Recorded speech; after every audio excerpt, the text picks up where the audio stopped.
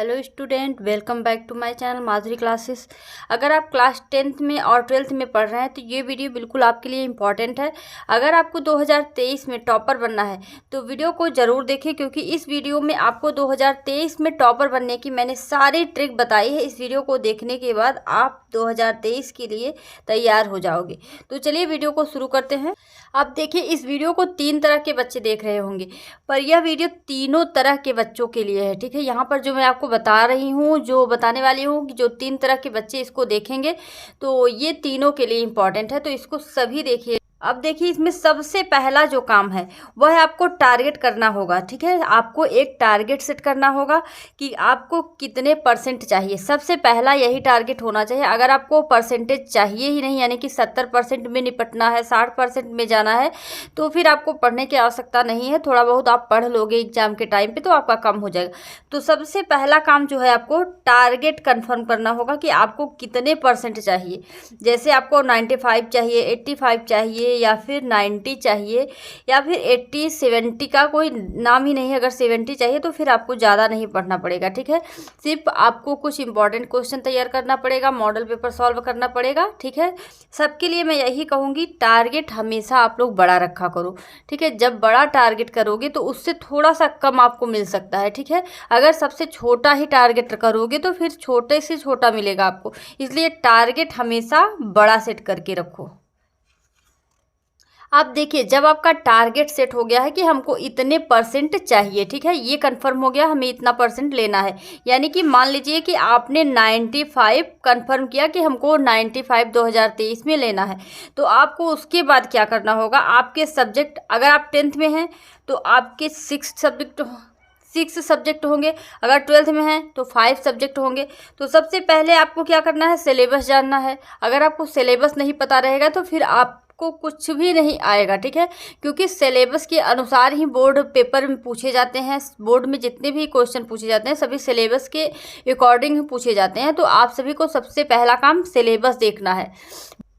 बहुत से बच्चों को अभी पता भी नहीं होगा कि सिलेबस है क्या हमारा, तो उस चीज़ को सबसे पहले देखो। उसके बाद आपका सब्जेक्ट कंफर्म करो, जो भी हो आपका सब्जेक्ट। मान लीजिए Hindi, English, math, physics, chemistry 12th का है। Hindi, English, math, social science और साइंस, संस्कृत, आर्ट जो भी आप लिए हो 10th का है। ठीक है, तो इस तरह से आपका सब्जेक्ट कंफर्म हो गया, सिलेबस कंफर्म हो गया। ठीक है, मेन पहला जो पॉइंट है मैं आपको बता रही हूँ। ठीक है, ध्यान से सुनिएगा, पूरा वीडियो देखिएगा, बहुत ही ज़्यादा इंपॉर्टेंट है। आप लोगों को 2023 में टॉपर बनने की पूरी मदद करेगा, लेकिन आप लोगों को भी थोड़ा सा मेहनत करना पड़ेगा।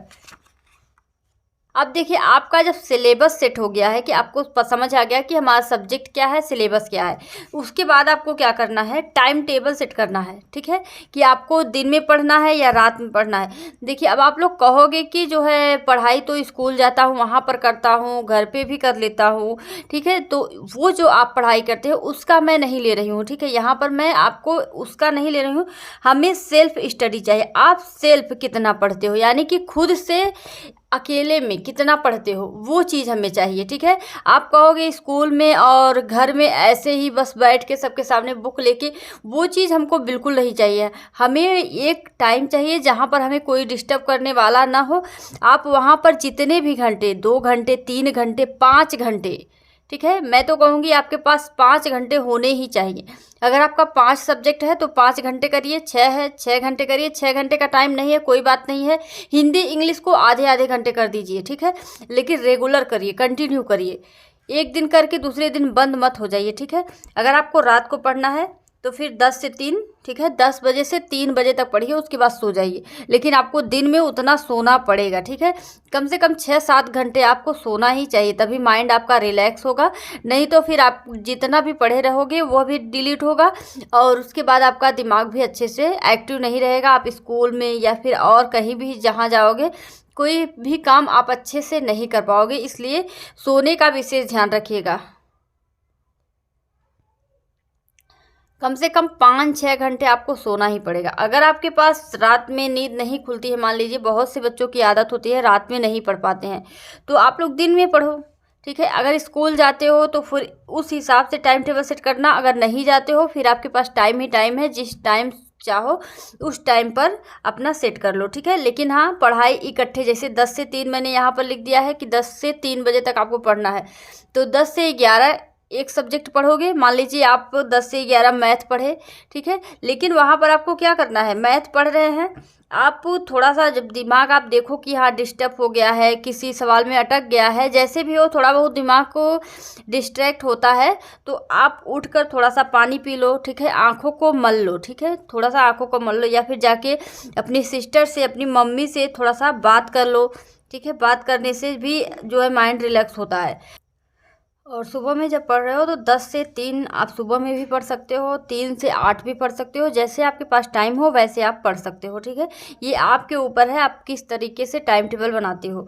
और उसके बाद जब आपका देखिए टाइम टेबल भी कंफर्म हो गया, आपने टाइम टेबल बना लिया, फिर उस हिसाब से, और टाइम टेबल बनाने के बाद आप जो चीज़ जिस टाइम पे आप रेगुलर पढ़ सको उस टाइम पे वही टाइम टेबल बनाइएगा। ऐसा नहीं कि आज आपने टाइम टेबल बनाया, कल पढ़ लिया, हो गया, उसके बाद 1-2 दिन पढ़ के बस टाइम टेबल खत्म, ऐसा आपको बिल्कुल नहीं करना है।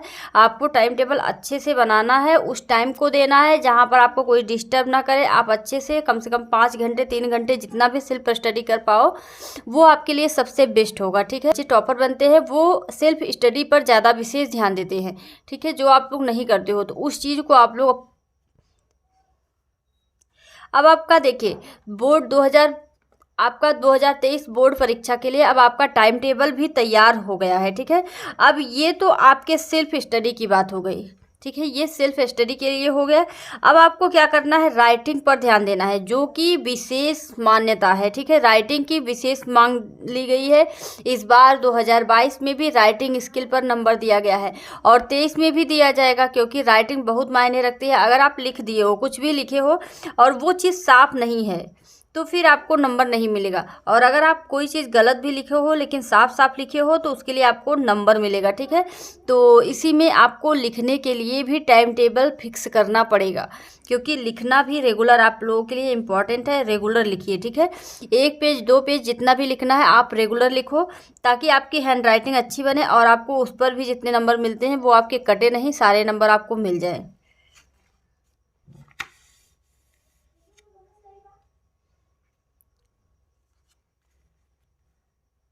अब उसके बाद देखिए आप लोगों के पास बहुत टाइम नहीं बचा, आप लोगों के पास बहुत टाइम नहीं बचा हुआ है कि आप लोग विशेष तैयारी कर पाओ, ठीक है। पूरा किताब पढ़ो, सिलेबस को पूरा कंफर्म करो, तैयार करो, वो टाइम अब नहीं बचा है। आप लोगों ने बहुत सारा टाइम गंवा दिया। जो बच्चे पढ़ लिए हैं उनके लिए तो बहुत ही अच्छा है, जो आधा पढ़े हैं उनके लिए भी अच्छा है, जो कुछ भी नहीं पढ़े हैं, ठीक है, उनके लिए भी बेस्ट ही है, क्योंकि उन्हें ज़्यादा पढ़ना भी नहीं पड़ेगा और नंबर उनके उतने ही आएंगे, क्योंकि ये स्मार्ट वर्क है। अब आइए आपको बताते हैं कि उसके लिए आपको करना क्या पड़ेगा। तो सबसे इम्पॉर्टेंट चीज़ है ऑल सब्जेक्ट, यानी कि सभी सब्जेक्ट को आपको महत्वपूर्ण प्रश्न देखना है, ठीक है। सभी सब्जेक्ट के जितने भी महत्वपूर्ण प्रश्न होते हैं उनको देखना है। 3 ईयर्स पेपर सॉल्व करना है और 5 मॉडल पेपर सॉल्व करना है, प्रैक्टिस सेट सॉल्व करना है। रेगुलर आपको लिखना है, ठीक है, रेगुलर लिखना है। और जो लॉन्ग क्वेश्चन होते हैं उनको भी आप लोगों को याद करना पड़ेगा। आप लोग ऐसे रट के याद मत करिएगा, समझने का प्रयास करेंगे तो विशेष अच्छा होगा। तो अगर आप लोगों को वीडियो अच्छा लगा हो तो लाइक करें, शेयर करें और चैनल को सब्सक्राइब कर लीजिए।